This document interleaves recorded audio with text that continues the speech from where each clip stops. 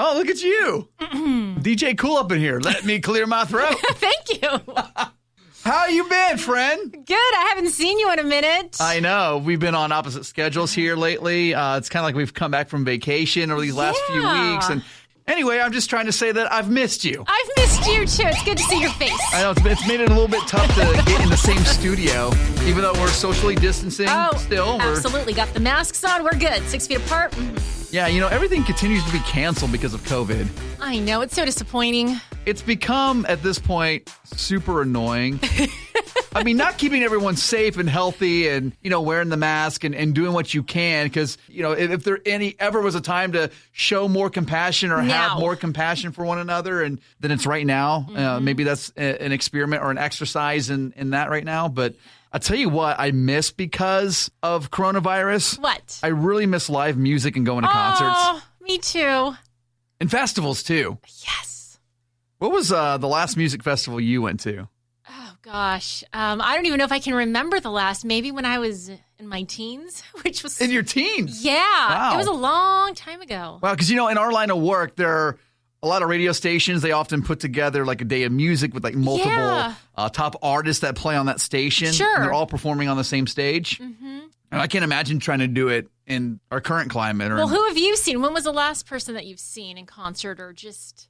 Garth Brooks was the last one. Really? I have a story about Garth. Can I share that with you? Let's do it. Okay. So he officially pulled himself out of the Country Music Award Entertainer of the Year category. I heard about that. Now, what was I didn't really go and dig and deep dive into the reason. Well, Garth has been nominated consistently for the past, I don't know how long, and he has won this award so many different years.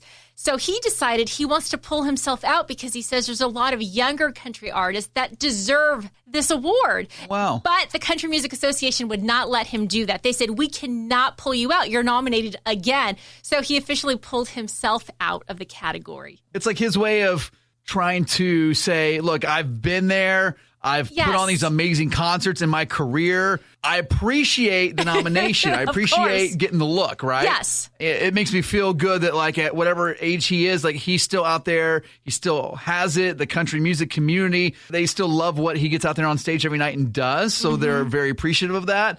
But how about Papa Garth, man? That's pretty cool to steer that train away from him and, maybe give some of the younger artists, up-and-comers, a good look. A very cool move on his part. So let's recap our previous episode. It's been a couple of weeks. Oh, yeah. And the last one we did, episode 8, was our classic album clash featuring Prince. The album's 1999 up against Purple Rain. So I had a lot of friends and family say they couldn't believe that I chose Purple Rain over 1999. They thought I would give 1999, but no, Purple Rain was supreme. See, I talked about that too, that I think I surprised myself that I might go 1999 because it had more of the upbeat, fun, pop dancey albums, and that's the Prince I like the most. Right. But then again, I like a lot of storytelling in my music, and I just felt the Purple Rain album, because of the film, it told the story. So a lot of the songs on the Purple Rain album were great storytelling songs. Right. It was just a great connection with the movie overall and the soundtrack. So yeah, it was a fun podcast. Yeah, best episode yet, according to some of the tweets we got back on Twitter at UTI Music Pod. If you want to give us a follow, we'd appreciate that. I'm not sure about the best episode we've done, but certainly one of the most fun. Oh, yeah. I'm really looking forward to doing more of these album clashes soon. Yes, and I did want to give you a little pop quiz on a question. Okay, so we're recording this August 1st, and 1981. What was launched on this date in 1981?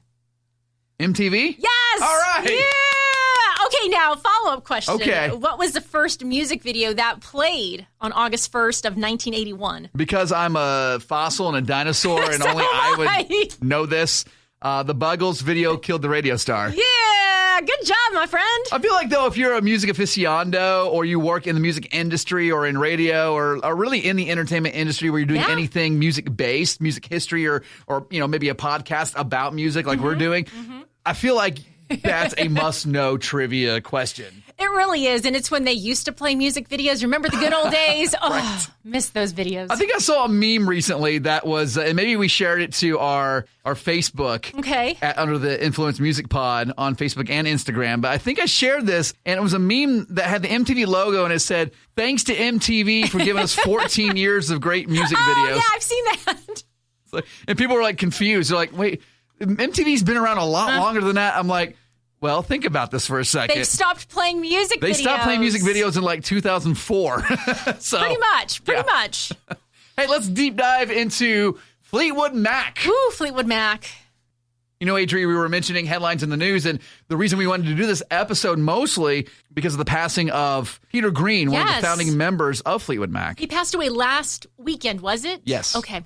He was one of the founding members of the group, an accomplished blues musician. He inspired a lot of the band's early sound, which was a bit of a different sounding group back then. Yeah, they have transcended through so many different sounds throughout the years, and it's just an amazing group. Some of the standout tracks when Peter Green was involved in the group were Albatross, which was mostly like a bluesy instrumental. Yeah, I like that. Didn't have any blues lyrics, sound. which is kind of cool. And I guess I don't know if that would work today if a group released a song that was just an instrumental track. Maybe if it was like really dance friendly. But I don't know that any bands in like say country or the rock format could do that today. You're right. And it'd be that well received. But back then, you're talking the early 70s, very early 70s They when welcomed Fleetwood it. started. Yeah, they put that out, Albatross, and it was one of their first big hits for them. And also the classic rock banger, Oh Well. I don't know that one. Oh, I'm telling you, Or if maybe you I do. appreciate great guitar playing that makes you feel something because of the guitar in it, Okay, I'll have to give it a listen again. yeah, go listen to Oh Well. Okay. You'll be I'm an writing it instant down. fan. But you know, there's so much history with Fleetwood Mac, numerous lineup changes. I don't know, seems like everyone in the group at one point was either fired or they quit and then they came back. Or they were sleeping together. Right. We'll get into that. That's a little bit later on. So much on this timeline of their entire career. It's crazy. I know, just a whole lot to cover, and this would be like a 5-hour podcast, 5-hour episode if we decided to do that. Yeah, we're going to shrink it down as best as we can. But we will discuss some of the drama, so let's jump right into that. The drugs, the scandals, the sex.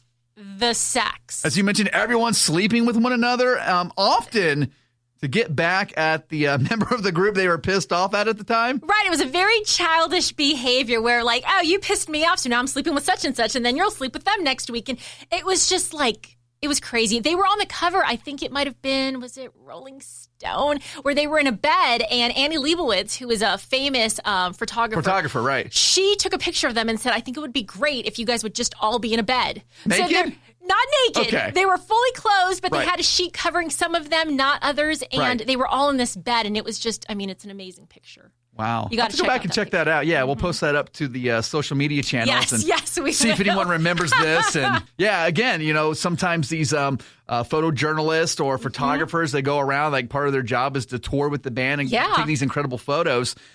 Sometimes you get some magic out of that. Yes. You And kind some of just great wanted stories. to be maybe a fly on the wall or like the shutter on the camera Ooh. that could talk. Yes. When one of those types of photo shoots went down with a band as tumultuous as Fleetwood Mac. Could you imagine the stories? The arguments, The arguments. the cocaine. All of it together. And you know what? They have sold more than 120 million records worldwide, and it's making them one of the world's best-selling bands ever. I know they had plans to be out on tour, I think last year or this year. Not with Lindsey Buckingham, though. No. He either left on his own again or got fired from the group. How can you tour as Fleetwood Mac without having one of the essential members of the group? I don't know. I mean, it's a reincarnation, and Mike Campbell, who used to play for Tom Petty and the Heartbreakers. Love Mike Campbell, yeah. So he's playing with them now, and they Okay. were going to go on tour, but it's not the same. Yeah. No sliding or throwing any shade at Mike Campbell because No, an accomplished guitar player. love him. He was what made Tom Petty and their sound what it was. I love He was his- instrumental in love his that. playing. No pun intended. But but you know what, Adri? Out of all that turmoil, the drama, sleeping with one another, the drugs, all the scandal, out of all of that came some really classic hits that I feel were kind of ahead of their time. Oh, yeah, for sure. So the brilliance of all four members and their instrument playing and the song arrangement. I mean, we talked about Lindsey Buckingham, very underrated songwriter and a musician. Yeah. I don't know. Maybe he likes it that way.